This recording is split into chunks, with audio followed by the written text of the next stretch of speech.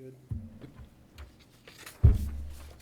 We'll go ahead and call the Ellis County Commission meeting to order. All rise for the Pledge of Allegiance.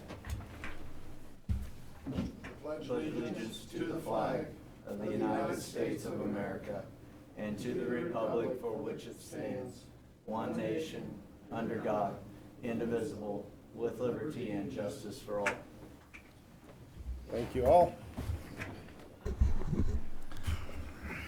Donna, please call the roll. Commissioner Butch Schleier, Present. Commission Chair Dean Hazelhorst, Present. Commissioner Dustin Rock. Present. We have a quorum present. Thank you very much. Any changes to the order of business this evening, Commissioners? I believe we do have one executive session, correct, Darren? Yes? Anything else? No? No, Darren? No? Okay.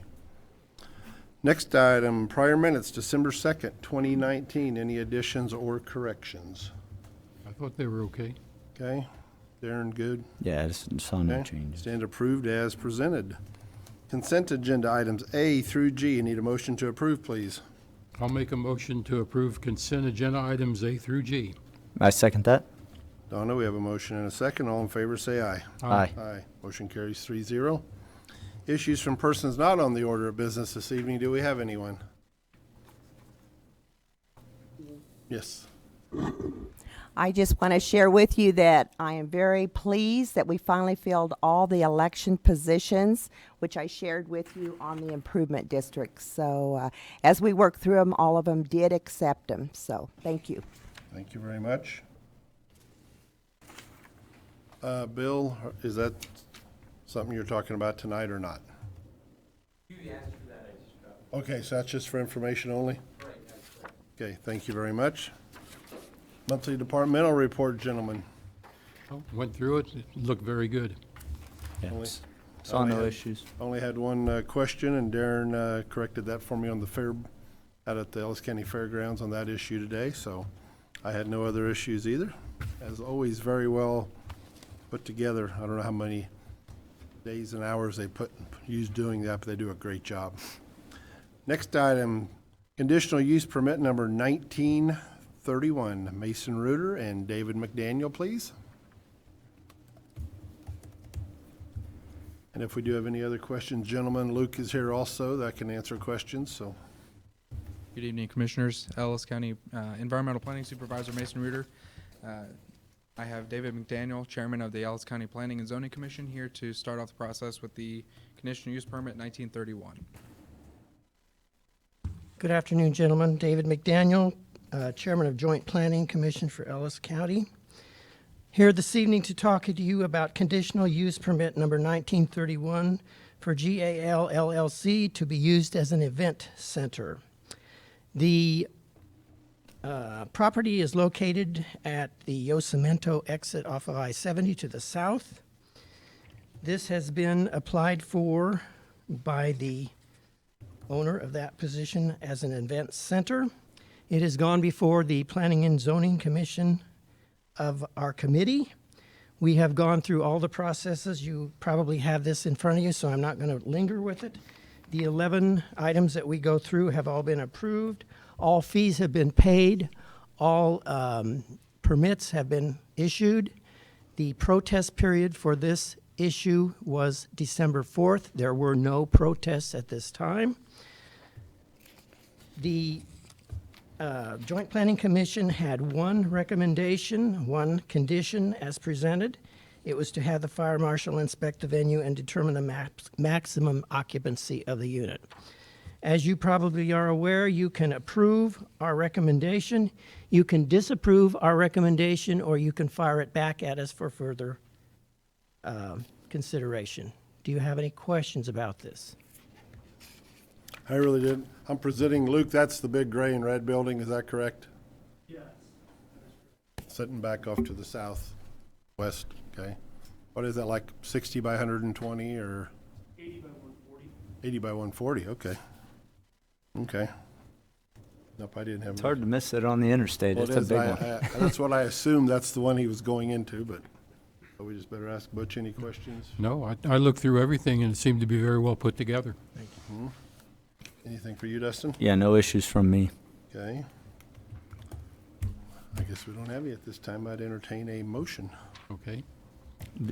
I move that we approve CUP 1931 to allow GAL LLC to have an event center located at 1651 Yosemite Avenue in rural Ellis County, as the zoning regulations have been followed and approved by the Planning and Zoning Commission on November 20th, 2019. Do we have a second? I second that. Donna, we have motion and a second. Further discussion, gentlemen? All in favor, say aye. Aye. Aye. Motion carries 3-0. Thank you. I'll turn it back to Mason. Okay. Next item, zoning regulation update, expenditure, environmental planning supervisor, Mason Reuter. Good evening again, Mason Reuter, Environmental Planning Supervisor. Wanted to kind of give you an update real quick on the comprehensive plan before I get into this. We are in the final stages of the process, should be finishing up early next year. We have the first full draft that the zoning commission is going over. We had Keith Marvin here last week, come sit down in our office, went through every single page, make sure we get everything in there as correct as possible, both grammatically and everything else in the county. One thing that's been recurring through the entire process is the zoning regulations that we currently have are making it difficult to I guess move forward with any kind of plans we would like to have as a county, whether it be for the protection of the ag land or making it easier for currently developed areas to take on any more people or businesses to get their start. Excuse me. So what we had proposed was updating our zoning regulations to take care of some of these issues that we're having. They're almost too restrictive for any smart development. One anecdotal piece that we have is currently we have somebody down around Munger that has 6 acres, and the mother wants to split off some land to her child, and they want to put a home on the property, but they're not allowed to because our zoning regulations state if you have less than 40 acres in the county, you're not allowed to split any land off. So they'd have to go through the public hearing process and all of that, and that's not even a guarantee. But right now that land is just used for grass and storage, so it doesn't make any economic sense for it to be that restrictive in that kind of an area. So we'd looked for solutions, and the solution came up was the redoing of our zoning and subdivision regulations to allow for businesses like Luke's tonight wouldn't have had to go through the public hearing process because this new area would say, you know what, this area is already designated for mixed use, so you can have an event center or a business right along a major interchange because it's not going to affect public works negatively because it won't add any additional traffic to the roads. It's already there. We know where all the major players are in the county, so it just helps speed up the development and growth of the county. So it's a good thing, and he's working with Victoria. They're waiting on us to make a decision. He's cutting us a deal for about $5,000 or $10,000 less than what he normally charges because he's doing a 2-for-1 deal with the city of Victoria. They hired him to do their zoning and subdivision regulations and their comp plan as well. So I came before you to answer any questions you may have on any processes or anything. How long will it take him to do it once he starts? He'll review our current ones to see what we can keep and what needs to be changed immediately. He shouldn't take more than a few months to a year. Not long, huh? Okay. Hopefully it's sooner than that, but I'd rather shoot long than not. Okay. Which questions? Well, it says here that it would be paid for out of the administrator's contingency. And Darren, how much money do we have in that administrator's contingency fund? I looked the other day.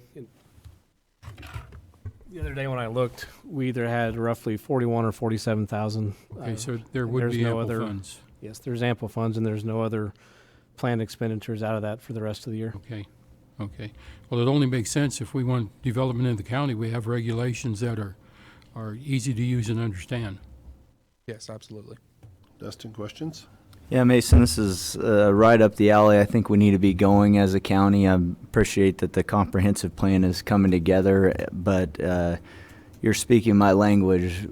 We need to deregulate. We need to figure out what is causing crippling problems to business, to our homeowners, things like that. And at a bit of a discount sounds like the type of thing we're looking for too, as he's already become, relatively versed on Ellis County during the comprehensive plan. So I think as long as the funds are there in contingency, I'm in favor of something like this. I am too. I know the lady from Munger's called me numerous times about that situation, and Yeah, I told her that's the regs until they're changed. We can't do anything with it, and we need to look at that. I mean, it's just like that. She has 6 acres she wants to sell off to her son, or 3 acres of the 6, and and it's not going to no, negatively affect the county. So not at all. If anything else, if he builds a house there, it's a positive. exactly, absolutely.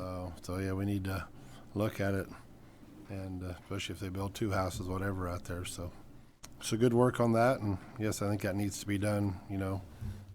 Sometimes less rules is better. Yep. Especially in this situation. And we'll actually get some clarification on current rules. Exactly. Instead of being vague, it'll kind of That isn't the first time we've ran into this, even before you were on board. We ran into this numerous times already, that same deal. Somebody wants to split a lot off or a piece of property off and give it to a family member, and they can't. Yeah, it'll be nice to get that. Yep. And Mason, did you say that it's typically a $20,000 to $25,000 cost for this type of work from Marvin Planning? Yeah, that's what he normally quotes. Okay. Yep. Very good. Well, I can give a motion. Okay. I move that Marvin Planning Consultants be hired to update the Ellis County zoning regulations. I'll second that motion. We have a motion, a second. Don, any further discussion, gentlemen? None? All in favor, say aye. Aye. Aye. Motion carries 3-0. Thank you. Thank you, Commissioners. Next item, Administrative Center Panic Alarm, Deputy Brian Shannon.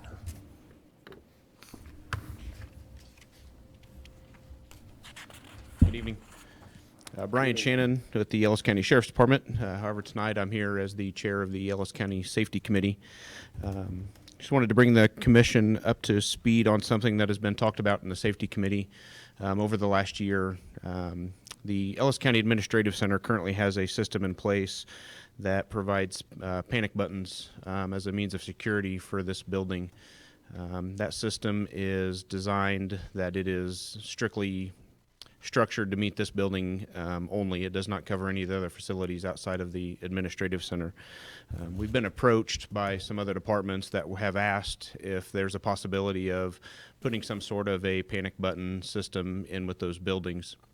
So that led me to contact the company who makes the system that we have. It's called a Centurion system, and we have found out that the current system is obsolete as of December of 2018, I believe it was, of the system that we currently have. That system, just to kind of explain how it works, it's a base that is in the treasurer's office. When anybody pushes one of those panic buttons, it will immediately send a response to a mobile radio that the Sheriff's Department, Hayes Police Department uses, and it sends out an automatic recording. May say something like assistance needed in the treasurer's office. So it is almost an immediate response from law enforcement if anything were to happen. The system that the company has now is better, and this means that it can be migrated to other buildings within the county. We've been approached, I know, by Susan Schlichting at the Extension office several times asking for some sort of a panic button. EMS would like to have one. Public Works would like to have one out there where Donette is at, as well as the landfill. The Health Department would like to have something like that as well. So in your guys' packet, I had given you some information on that. A couple things to point out in addition to that system that may not have been on that flyer that I sent out. This system would also allow to notify people by text message if there were to be an incident within this building. I know it may have been a year or better ago they had an incident at the treasurer's office, and law enforcement was contacted, and several days after that, former administrator Philip Smith Haynes had stated he knew nothing about it at the time.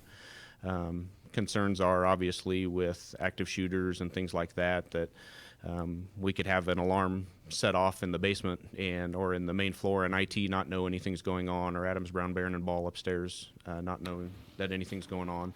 So that's another caveat to that system.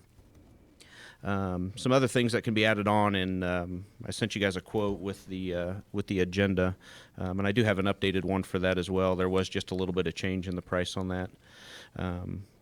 You can add water sensors and things like that. Greg Gerbert has indicated that he may be interested in tying into that system. With a water sensor at the law enforcement center, if that were to be triggered, that system could be set up to automatically notify him via text message or phone call or something like that. So I will give you guys an updated quote on this. So as we spoke about this on the safety committee, the plan was when Phil was still here, he was going to see what kind of money was left in the budget towards the end of the year. Last week I called Darren and spoke with him. I believe Phil had mentioned to him before he left that he was thinking about using maybe some contingency funds for that.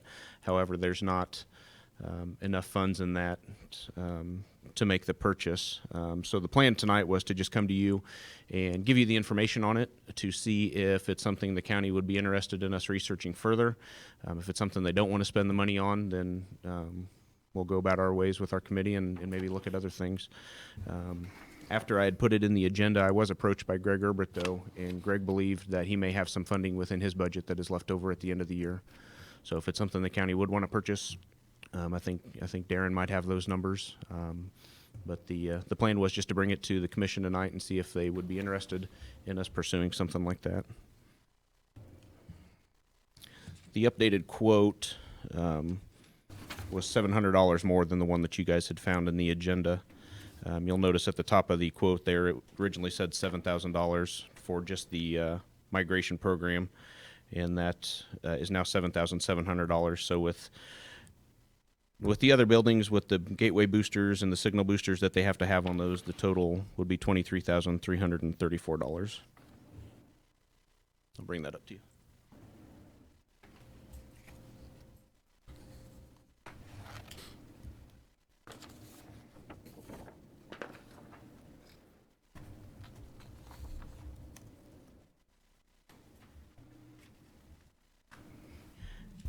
And in that quote, they have that that would cover the county shop, health department, landfill, extension office, and EMS in the notes there on those quotes.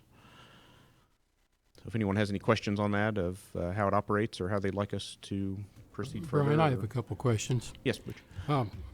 The system we're currently using, were we using that before we purchased this building? Was it in place up at the courthouse? So my understanding is they had something similar to it. What I've been told, unless I'm wrong, and maybe Mike can answer that, was when they moved into this building, the treasurer at that time had purchased that system new for here. Okay. What I have found out that with that system being obsolete, they're just not going to support it anymore. They will continue until I think the end of 2021. It was in the agenda there. They will continue to service it if they can find parts, but they are no longer manufacturing that particular system. But I believe it was January of 2015 when that system was put in. It seems like they didn't get very much longevity out of that system. What I found in my research was the technology when they put that in was about 10 years old already when they put that technology in. This current system that they have, I believe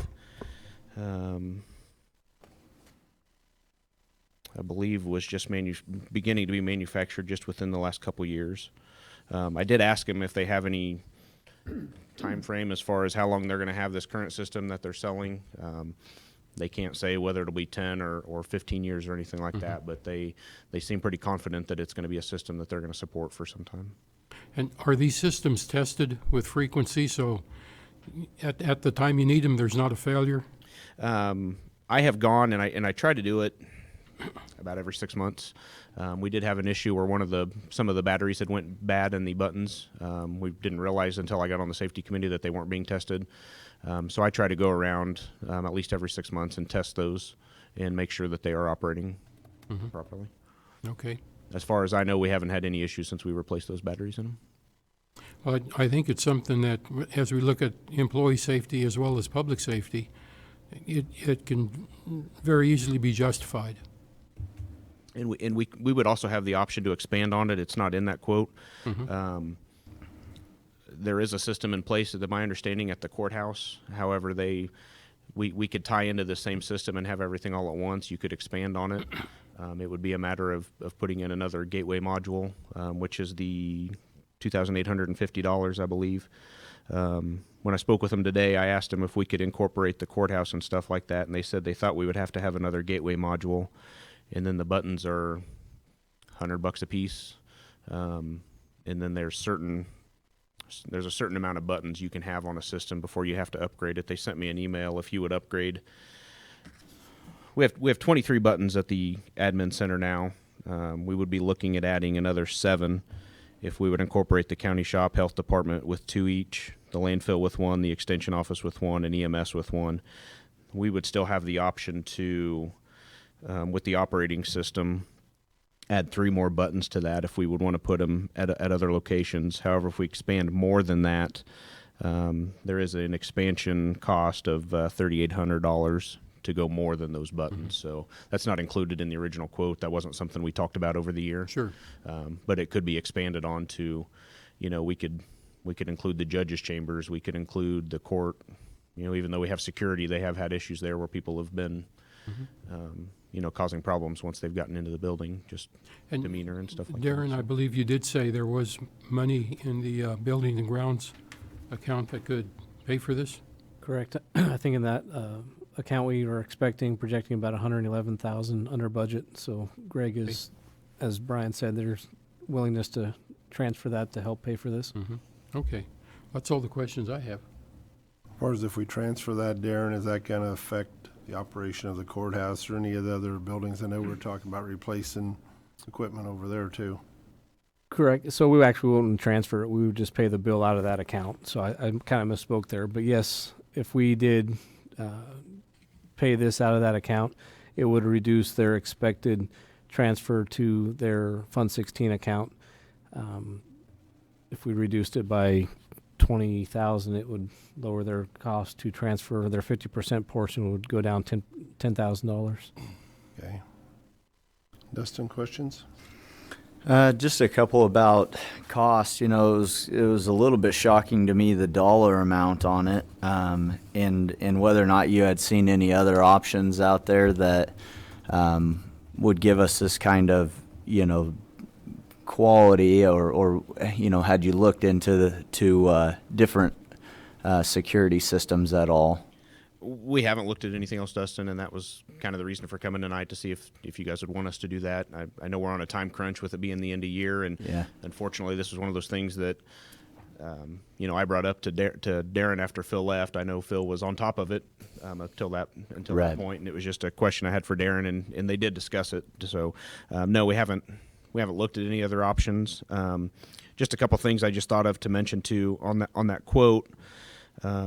The $1,785 is the protection plan at the bottom. That gives all the support for the year, that they could remotely check the system, make sure it's working and stuff like that. That would be a recurring cost.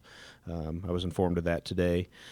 I know some of the other systems, if we were to go with like an ADT or something, I think Next Tech even offers something. I know those are all monthly fee based and whatnot. Right.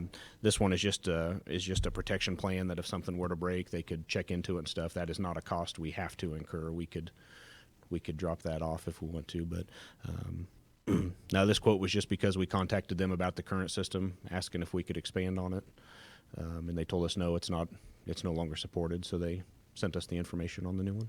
So the company that we're using at the courthouse is not this Response Technologies? I believe the system at the courthouse was tied into directly to the jail. When one of those alarms is pulled, it's supposed to set an alarm in the control room, I believe. Okay. But it's not an immediate response over the radios that law enforcement's going to hear like this one automatically does. I guess I'm kind of like Dustin. I guess I'd like to see more than one bid on this, if you can research that for us. Yep. Yeah. And that's kind of the... Yeah, I think this is definitely a doable and important thing. I can see the need all over the county for, the protection of this. It's just, even on this bid, after they've got us for $23,334, they're going to charge us $99 to ship it to us too. So, Yeah, I mean, noticed that they too. were kind of almost looking like they looked for a one bid opportunity with the government, and I think Oh, and even when I noticed today that you'll notice the bid that I just handed you still has the April or May date on it, but it's a $700 difference. yeah, they already bumped I, to seven. I think if we said, hey, we're going to get this approved, but we're not going to pay the $700, they'd probably still sell it to us. I mean, I'd probably go without the back to shipping. them also, and I mean, see if, just let them know we're gonna take, their bids and see if they wanna rebid it. And- Sure. And I think that'd be great. I mean, I think it's something we need to look into, so if you wouldn't mind checking into that. Yes, Mr. Ring?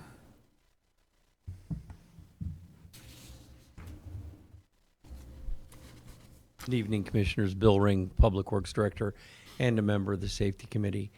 To somewhat reiterate what Brian has spoke about, I have, outside of the building here or the courthouse, the most county employees in the most vulnerable positions.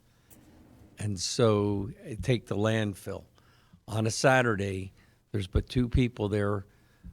One of the ladies is at the front desk by herself, and the other heavy equipment operator is more often than not in the transfer station. They're out on the rock pile. They're burning trees. The gal that's in the noxious weed department most of the summer is in that office. Granted, it's in our yard at Public Works. It's across the way. I mean, you can't scream in here in that yard. So that's another vulnerable position, even though there's lots of people running around, but there's constant traffic going in and out of the noxious weed department, and both the director and the sprayer are out all summer long. They come in the morning and they're gone till late afternoon. And then even at our office, during the summertime especially, it's the gal at the front desk and myself. And so if I'm here at a meeting, come down, even if I go out to dinner, get some lunch. So we do have that, and there's nobody close by. So I would recommend that we, and that's why I've pushed it with the safety committee, that we do seriously look at this. I'd rather be proactive than, the downside of what could possibly happen. Very good. I think it's a good deal. I'd just like to see some more bids on it, so. I think so. Brian, if you would, yes, Mike? Thank you. I'm Mike Leiker, IT Director. I am not on the Safety Committee, but I know that when we were looking at remodeling this building, I did do a little bit of research on that system because I knew that we were bringing, the one that was at the courthouse at the time was going to be brought over. But at that time, and this is several years ago already, the one unique thing about this system over a lot of the others, one, as was mentioned already, most of them nowadays are subscription based. But the other unique thing is that it uses the portable radio, the emergency services radio, and that goes out immediately to all of Sheriff and PD, I believe. Is that right? Yes, yeah. Basically, our radios that we communicate with dispatch, it's a pre-recorded message, and it catches your attention. So it takes out that middleman or that middle system where it goes to a dispatch computer somewhere in the world, and then our dispatch center in Hayes is called. So that's the one thing that I liked about this system is it uses that mobile radio. I can't tell you for sure if there are others out there. Like I said, it's been several years since I looked at it, but thank you. Thank you, Mike. Yeah, it seems like we're all in agreement that this is something that has some merit and probably needs to be done. I think that doing our due diligence on a price quotation would probably be best, and I think noting all those things are perfect for us so we can make sure we're making the right decision. It does seem highly advantageous to automatically let law enforcement know that we have an issue in the county, and it says within 2 seconds on this thing they know. We're fortunate that we can use a type of system like that because we have the capabilities of tying it into the radio system and whatnot. So. Do you know, do any of the surrounding counties around us have this system or a similar system? Are you aware? I'm not sure, but If you wouldn't They mind, could maybe answer check. that. Yep. you know, Barton County or And they Russell. did have a gentleman come out and kind of we just did a brief walkthrough of some of the buildings, and that's how he gave us the quote for those other ones, because there's those signal boosters that were like $650. You could put one of those here in the extension office, would be within range that they wouldn't have to buy one of those gateway modules. It's when you get far enough out, like the landfill in Public Works, that you end up purchasing those more expensive gateway modules for those buildings. But Well, I think we're all in they would be agreeance. willing to come out again, and if somebody wants to Sure. meet with them, they would be willing to give a proposal as I well. think we're all in agreement for you maybe to research that a little more, maybe check surrounding counties and maybe see what you can come up with for bids on more systems possibly if they meet the criteria. Can do. I would add too, maybe some of our local companies that have, the capability of this type of stuff, at least see if they offer something close. I don't know that they would or not, but with somewhat of our policy of always being good neighbors to people in Ellis County, that would probably weigh on us a little bit if they could meet these capabilities, because this does look like it does offer quite a few capabilities, but It does. at a substantial cost. So Oh, yeah, definitely. Yep. We'll Sounds do that as good. well. Thank you, Brian. thank you. Thank you. Into your transfers, Darren Meyer. Good evening, Commissioner. Darren Myers, interim county administrator. In front of you is the estimated year-end transfers that is brought to the commission, usually the second or third week in December. As you can see through the two different attachments, the first attachment goes through each county department based on their projected expenditures for the remainder of the year. And then with that, as per budget policy, each department is allowed up to 50% of that amount that they're under budget to be transferred into their Fund 16 accounts. So that's what the first sheet kind of explains. One item that I'll pass around, if I'll send that around. As we've discussed, Commissioner Hazelhorst called today in regards to some stuff going on at the fairgrounds. We've been kind of digging into the fairgrounds budget a little bit more, and I think it's going to need to be done a little bit more in the future as well. In previous years, the fair kind of operates out of two different departments. One is for the fairground, the rentals, and the other one is for the county fair. Based on what was provided in your packet, the two departments were combined together. What I just passed around takes those two departments and separates them just to kind of give you a better idea of where they're at.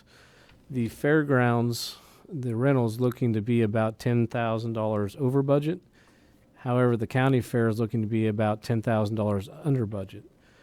So in looking at that way, the two would offset each other and neither would be allowed to put any money into their Fund 16 account.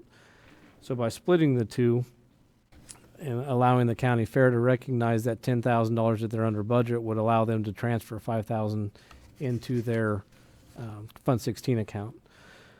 So with that, I just wanted to make that as an option for the commission contingent on this first one that was in the agenda. If the commission would so choose to allow that, we would just note in the record that the second attachment that was sent out would be the one that you would choose, so allowing the estimated $10,000 that the county fair would be under budget to transfer half of that into their Fund 16. I wouldn't have a problem with that. No. Dustin?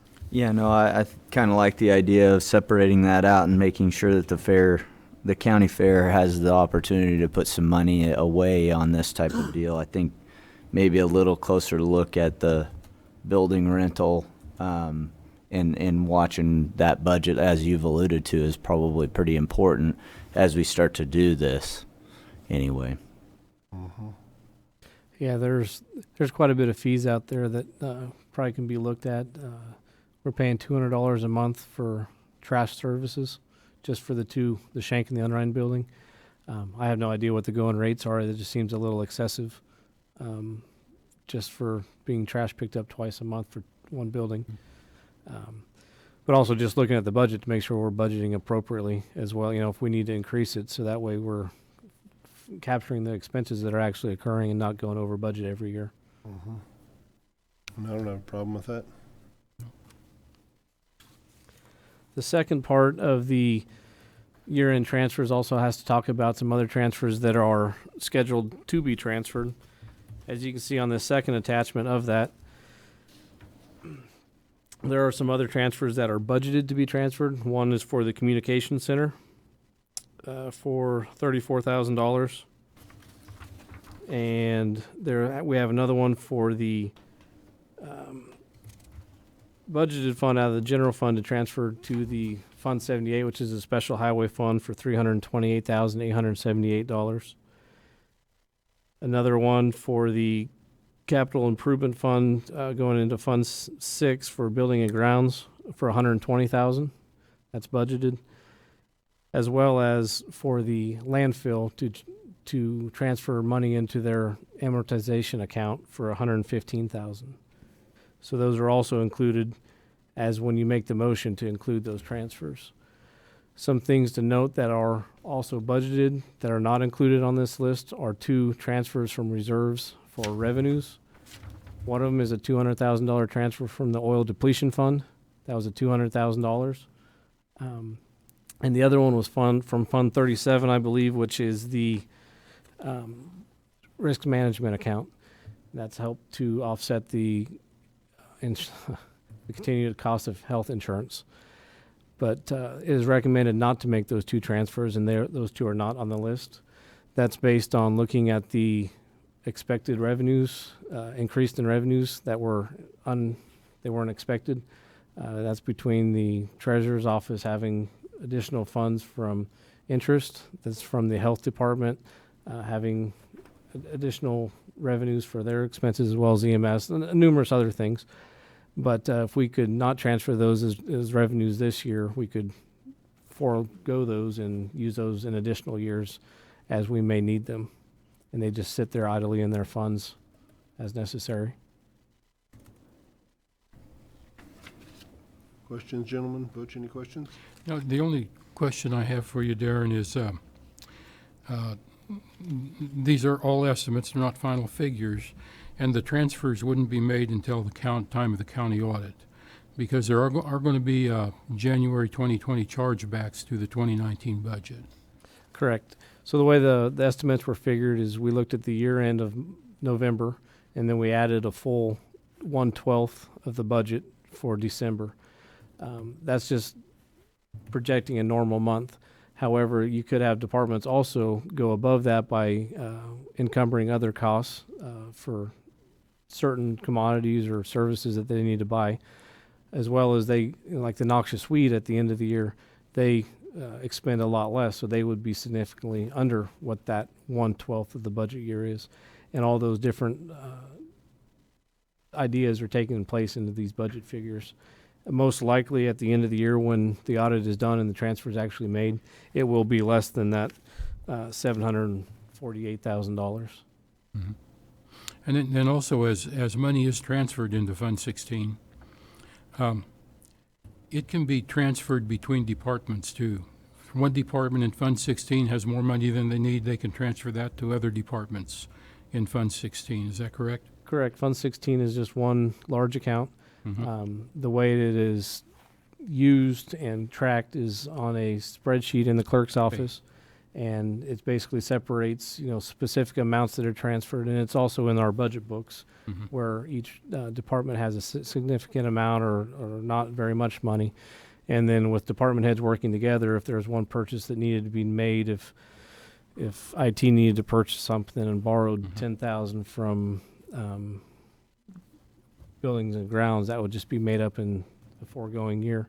Mm-hmm. Okay. Dustin, any questions? Not really. I think he answered all my questions. I agree with the suggestion to hold on to the funds in the oil depletion fund and keep that for a year where we maybe we can't always expect the revenues that we saw this year that I think are up quite a bit, especially from the ability to raise money off of our cash from the treasurer. So those type of things, I think they're a good idea to hold those in idle funds and in case we need them in the future years. And Hope we don't, but so far this looks good, and I think, you know, as amended is what I kind of like. I like the idea of splitting the building rental and the county fair as on the new attachment. So as far as the motion would be, I think that's how we need to make a motion. I agree. Darren answered all my questions this morning, so thank you. Dustin, you make a motion? Yep. I move that the commission approves and authorizes the 2019 year-end transfers listed on our amended attachment number 2. I'll second that motion. Donna, we have a motion and a second. Any further discussion, gentlemen? No? All in favor, say aye. Aye. Aye. Motion carries 3-0. Thank you very much. Next item, State Fire Marshal Grant, Darren Meyer. Darren Myers, Ellis County Fire Chief on this one, I guess. Each year, the State Fire Marshal has a certain portion of money that is allocated to them to be able to transfer on to volunteer fire agencies in the state. We've used this grant to apply for in the past to continue to purchase wildland fire protective gear for the county firefighters. It's a different type of protective garment than what you normally see them wearing at a structure fire. It's basically like wearing a jacket compared to an Arctic coat. It doesn't have the thermal liner and everything that you're needing to be when you're exposed to a structural fire. Plus, they're a lot less expensive, and they prolong the life that we can have the more expensive structural fire gear. So we've used these grants to help purchase probably more than 90% of our wildland fire gear that we have in the county over the last 4 or 5 years. And they awarded us another grant for that. And I just wanted the commission to be aware of it. And I doubted that the commission would decline a grant, but it's just nice to bring it to you so that you know what's going on, and gets a little bit of PR, thanking the State Fire Marshal's Office for it as well. I believe we're all in favor. Yes. Okay. Moving on, County Administrator report. The only thing I have this evening is just to mention that myself and our Public Works Director and Commissioner Hazelhorse might speak more to this, but we have a meeting tomorrow night out at the fairgrounds in regards to the Northwest Business Corridor. The Public Works Director and I, we had our first conference call with the Federal Highway Administration in regards to the grant and all the subsequent meetings that we're going to have in the next coming months. They're talking potentially 2 a week. But tomorrow night we're having a stakeholder meeting with all the property owners out there at the fairgrounds at 5:30. Bring them in just to kind of start to discuss the project and some preliminary drawings, and just to bring them in and let them answer questions and such. So that's where we'll be at tomorrow night, and that's all I have. I guess with that, Darren, I only have one question after seeing that map today. I guess if we're starting that first 1.5 miles off of 183 straight, then we're gonna curve it for whatever long that curve's gonna be, probably close to 2 miles, isn't it? Roughly that, where it curves around. For all the landowners that's gonna affect, are we almost better off to improve Feedlot Road, clear over to 230th, and then make a big intersection there at 230th, and Bill's gonna come up and correct me. You'll probably have more information. I believe it's the flow of traffic and the constant rate of I traffic. realize that. I drove out there today and I looked at that, and I'm no engineer, never claimed to be. But after looking at that, if we're gonna do a 1.5 miles straight, we're almost over to Hess's. I mean, another 1.5 miles and we're to Hess's. Not even that far. Are you talking, Bill Ring, Public Works Director, are you talking about going west of 230th? No, Out to the feedlot? starting out at 183. Right. And Feedlot. And I looked at that map today in Darren's office, so we're gonna stay on Feedlot Road for 1.5 miles, correct? Roughly, yes. Before we start making the curve. Correct. Okay. Another 1.5 miles and we're to 230th, aren't we? Just a half a mile. Half a Or mile. made a 1/2 mile to 230th. Yeah, we already went 1.5 miles. Right. So that 1/2 mile, Is paved. correct, And it's going to be paved, because it is paved right now all the way out to Yeah. the feed yard exactly. at Hyacinth. But then we're gonna abandon part of that, correct?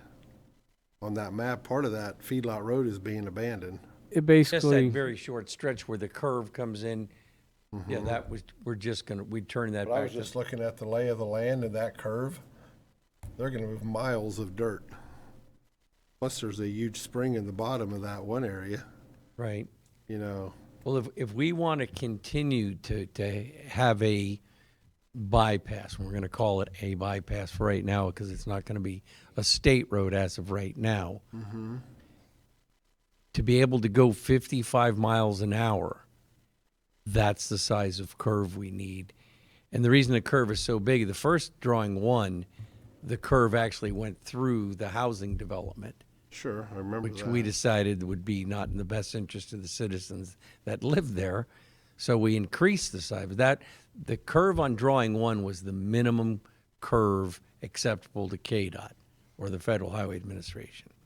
So we had to increase it, and dimensionally, as it increased towards 183, it had to increase towards the power plant, so that it would stay in line.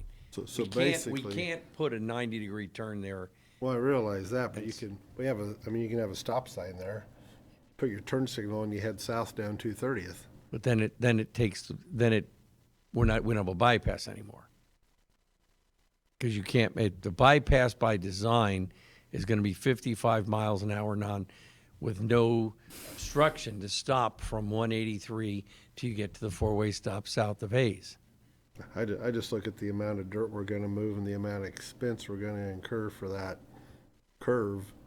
If we improve feedlot and over to there and then down to 230th, that'd be a lot less expensive, but it wouldn't affect anybody hardly, as far as landowners go. Well, if you did go ahead and put a 90 in at feedlot and 230th, that would, for the width we would need, that would adversely affect the Hess property.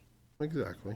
We'd have to take his parking lot out, which was, again, a consideration. Well, or you move it further east also, I mean, Well, then that would adversely affect the property owners that are living there. well, I mean, it's just that corner, but Right. I was just looking at that today after I seen that map. I thought, I mean, it goes straight for a mile and a half before it ever starts to curve. Right. You're still gonna have a stop sign at 183 highway. I'm assuming it's not gonna be a yield right-of-way sign. When you, come around the bypass, you're gonna have to stop at 183 regardless. When you're headed north. Well, yeah, when you're headed north on the bypass. Right, and then you're gonna come around, and when you get to 183 in feedlot, there'll be a stop. That's state mandated by KDOT, because now you're entering Sure. a state highway. I was just looking at that today and I thought, we're taking a lot of property, I guess, to build that curve. And I just thought we already have the property by using feedlot, and you can drive 55 mile an hour on that road once it's improved, other than you're gonna have to stop and hit south, but I probably see where they're coming, but I looked at the lay of the land and I'm thinking they are gonna move mounds of dirt to make that work. We know that, but that was by design. I mean, we can get together offline and meet with the engineers if you'd like and discuss it further, but I was just seeing what they drew up. I didn't know if that was the final plan. Is that the No, final plan? that's why we did concept one, concept two, because we want to have full transparency. We want input from the stakeholders out there, which is why Yeah, he showed me county the list administrator and I are today. having a meeting tomorrow night. I went out knocking on doors all day Thursday to make sure that everyone was invited. I personally went to everyone that was business owners and homeowners to make sure, because we don't want there to be any misgivings, misunderstandings. We put our message boards out on each end of the projected area, inviting people to come to the meeting. I mean, it's working. I've had multiple people call on that route with questions, and I said, I've never seen a map till today. He showed me. I thought maybe that was the final map. I didn't know. Now with the design process, so basically, as part of the grant, you have preliminary concept drawings. Sure. So I guess you can kind of, don't really want to relate it to the roundabout project, but if you look at the time frame where they're at, they're just they're not to the bid letting process, but they still don't have their final layout of how those plats are going to be. You know, they just finished up their right-of-way acquisition, but we're still looking at, we were estimating 9 to 12 months before we would have our final design Oh, okay. done with the engineers. Okay. Well, thank you. That answers my We need to question. look at the profiles, we need to look at widths. Midwest Energy's reached out to us. They have concerns because of their high lines that are out there. There's multiple electrical cables buried on the east side from the Knoll substation to 183. There's a brand-new gas line on the west. So we have lots of considerations to the businesses as well as to the individuals that live out there to make sure that whatever the outcome is, you know, what you're referring to, the final design is the best for everybody. Sure. Okay. Dean, I think I can talk to this a little bit. I believe in our preliminary estimates, that was the thing that obviously jumped out at me first is why are we turning and not just putting in a 90 and turning. The discussion that was had with the engineer was maintaining 55 miles an hour was a lot of contingency on our ability to get federal funds from And also the, the super loads, like the two I referred to that are Right. coming through next week, one at 567,000 pounds and one at 550,000. They right. will have a very hard time if you have the intersection that we have now, if you took Yeah, all we the have obstructions down, they're still not gonna make it, I mean, I Right. believe in a 3-lane intersection, I mean, like they're gonna do for that $1 million grant. right? And I mean, I just assumed we could do the same thing at 230th and Feedlot, but maybe we can't, so. Okay, that's fine. I didn't, when I seen the map today, it's the first time I ever really seen the map. I didn't know if that was the final or not. No, that's why it was shadowed in the coloration in there. That was just a 50,000-foot view. I mean, So I is that wasn't gonna be saying a- that's exactly where it was. That's to give you a concept of this is what we're looking at. So are we looking at a 60-foot right-of-way, or how big a right-of-way? 100-foot. 100-foot right-of-way. Wow. So what we're hoping to accomplish in this is to have a concrete road with a 24-foot road top. Okay, so there's plenty of room for the trucks. We want to put an 8-foot shoulder, so there's a place for a truck or a car that breaks down, where there's nothing now to get off the road. We want a minimum of a 4-to-1 slope. If we can go a little bit higher than that, it's even that much safer. We get up to 6-to-1, where we avoid the rollover problems that you have in the county right now on some of the ditches.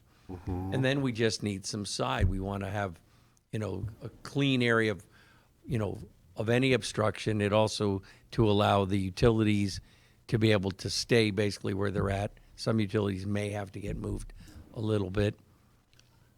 But we want a big, wide open profile. And then we also want to look at the sight line, which in the video that we put as part of the grant application, we had a local vendor do a video feed, and they put the camera on the front bumper so that you actually got a very good view of what you don't actually see. Yeah. And so we want to improve the sight line distance as well in the project. Okay. Sounds good. I guess we'll wait for future updates. Sure. And at any given time, if, you know, you individually, I mean, or we can bring the engineer here, you know, where he could speak to the public, that's fine. We can meet at his office, my office, whatever, at, you know, the county administrator's office. It doesn't matter if you have specific things you'd like to discuss one-on-one. You know, that's always an option, Sounds good. okay? Look forward to it. Thank you. Let's see, anything else, Darren, under your report? No? Okay, County Counselor? County Councilor Bill Jeter. I have a quick update on the tax foreclosure suit. Actually not a suit yet because I haven't filed it. It's, I'm about a month and a half behind schedule of where I hope to be. It's being finalized right now and should be filed before the end of the year. We had a couple of legal description problems with a couple of tracks that we've got sorted out. There will be 21 different tracks as part of the litigation with a total amount of taxes, interest, penalty, abstract fees, and costs of $129,326.65. Thank you very much. And I will keep you updated as we proceed with that process. Sounds great. That's all I have. Thank Thank you. you, sir. County Commission reports, Dustin? Just a couple things from me. I was able to attend Kerry McHugh's retirement party the other day. I want to thank him for all the years in the county. He's been through a lot of commissioners, and I'd like to think he ended on a pretty good crew here, but I really appreciate his service, and I'm excited about what's going on in the future with EMS. I do have one announcement from EMS, and maybe Jason can help me with it. I believe they're doing a food drive with the EMS ambulances, and I don't know what night it is, but I believe I have it on my phone, unless you know offhand, Jason.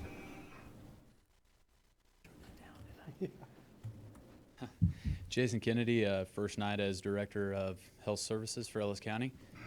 Yeah, they're actually, they were out at Dillon's today from 3 to 7 at both Dillon's locations, and actually I stopped by on my way down here. They're, the community's really showed up in big force. The ambulance that I saw at the big Dillon's, actually the entire floor was full. It was up on the benches, and they've also got some monetary donations in. So it's it will all go to the Community Assistance Center, and I'll give you guys an update next week after kind of figure out how much we got. But it'll finish up tonight at 7. So Very good. Thank They also had a really good float in the Frost Fest parade. So hey, I saw second place with Next Tex something. So that's not too bad. But we it got was pretty good. It was pretty good. Yeah. Well, It was a that's good chance to get the new ambulance design out and let the community kind of be a part of it, and we got some good comments and good feedback from that. So Very good. Thank you. appreciate you guys. Also want to do a congratulations to Drug Court on their graduation of a couple of their candidates. I'm excited to see that grant funding has come through on Drug Court to keep that going in fruition. I think that they're starting to see some successes from that, and that it was something that previous commissions, you as part of it, Dean, got going with county funds, and now it looks like they're seeing from a lot of different areas the future of helping people get a handle on their drug addiction. So I wish I could have been at that. Just the nature of this time of year. Going to Carrie's thing, I didn't have time that day. I kind of had to stick around at work. So I did attend my Northwest Kansas Community Corrections meeting and Juvenile Services meeting. It looks like they're coming a long way with helping parents in the juvenile services, helping parents. And so excited about where that's going in Northwest Kansas, and I was excited to be able to be a part of that meeting. That's all from me. Thanks, Dustin. Butch? No, I have no report. I too attended Carrie's reception, had a lot of people there. One of Carrie's peers from on one of the EMS boards that Carrie sat on for numerous years presented him a very nice certificate and gave a little talk, and that was great. Drug Court also attended. That was really a heartwarming deal to hear each graduate's story. They had 6 graduates, had 25 more in attendance that will be future graduates, we hope. It was a very good deal. It was really nice. Courtroom was packed. The jury box was packed. It was standing room only, and really nice to see. It was, I think, very well invested of county tax dollars, and at least to get the program off. And since then, they've got great grants to keep it running. So congratulations to Judge Brown and his staff. I attended my first KAC meeting on, gosh, what day was that? I think that was Wednesday. And with myself, there's 16 of us on there. Got to hear a lot of things about different things on the taxes they're working on, and the tax lid, and just a great group of people representing 105 counties, and I get to be one of them. So that was very heartwarming. Also, it was a good deal to be part of. We do have our open house of our new office down there for KAC. We've moved out of the other one, which is kind of very expensive rent. We do have a new office that we remodeled. We do have an open house January 22nd. Maybe it's the day after Kansas Legislative Day. If none of you have ever been to that, that's something to put on your calendar. I think it is Yep, 22nd and 23rd in Topeka. 23rd is actually the government day, 22nd is our open house, so I don't know if Darren, are you planning on attending that? Okay. Commissioners, if you guys feel the need, it's very good. It's very good. You got to go around and meet all your legislators and everything. And like I say, our open house at KAC, so I'm going to man it on the 22nd, I guess, for the day. So. I plan on attending that. I think that was the start of a lot of connections for us to start this build grant, and It was very it's good. important to have a face in front of the people at the state. Yep, it is. That's all I have. I believe we have one executive session, and I guess. Yeah, I'll make a motion, we go to executive session for Nope, 15. I'm sorry. Yes, Bill. Sorry, I didn't see you out there waving. My mistake. Bill Ring, Public Works. What Commissioner Roth just referred to, remember that December 27th, there'll be a special commission meeting in this room at 1:30. That is correct. Sorry about that. Should have mentioned that too. Yeah. Okay, U.S. Senator Jerry Moran will be here. I sent you all an update today that Secretary of Commerce, who was out here on the bus tour, David Dolan, will be here in attendance, is also representing them. Very good. That'd be great. Various legislatures have already responded back to me that they will be attending, so. Good. Nope, thanks for pointing that out. My mistake. Thank you. Well, we won't have it, but this is the last meeting of the year, so we just, Yeah. other than that meeting, so. And before we truly do go into executive session, I wish everybody a Merry Christmas, Happy New Year, and I hope it brings Ellis County as many good things in 2020 as it did in 2019 with retirements, with new people coming on board. It's a great year in Ellis County. Again, we're very blessed to have the people that all we have on board. With that, I'll make a motion, we go into executive session for 15 minutes for non-elected personnel matters regarding salary compensation. To be in the meeting will be the Board of Commissioners, Bill Jeter and Darren Myers. I second that. we have a motion and a second for executive session. All in favor, say aye. Aye. Aye. Motion carries 3-0.